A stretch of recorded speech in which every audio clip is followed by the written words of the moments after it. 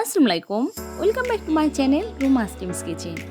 আমি যেভাবে কাঁচি দিয়ে চিংড়ি মাছ পরিষ্কার করে নিই সেটি শেয়ার করে নেব আজকে তোমাদের সাথে।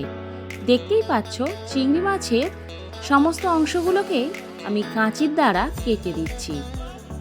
ঠিক ভালো মতো কেটে পরিষ্কার করে নেওয়ার পরেই মাথার অংশটা এভাবে কেটে দিলাম। তারপরে ট্রায়াঙ্গেল শেপে এই মাথার উপরের অংশটাও কেটে নিয়ে মাথার উপর যে ময়লাটা থাকে সেটি বার করে নিলাম। এবার পিঠে যে সরু সুতোর মতো ময়লা যে অংশটা থাকে সেটি এইভাবে টান দিলেই কিন্তু বেরিয়ে আসবে। আর চিংড়ি মাছ পরিষ্কার করার সময় কিন্তু মাথার ময়লা এবং পিঠের উপরের এই ময়লার অংশটা অবশ্যই কিন্তু বার করে দিতে হবে। এইভাবে প্রত্যেকটা মাছ আমি পরিষ্কার করে নেব।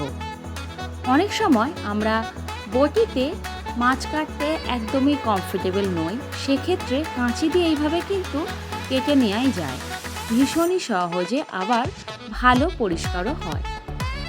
তাই দেখতেই পাচ্ছ প্রত্যেকটা মাছ আমি মাথা, পিঠ এইভাবে কিন্তু ময়লাগুলো বার করে দিচ্ছি। সবাই ভালো থেকো।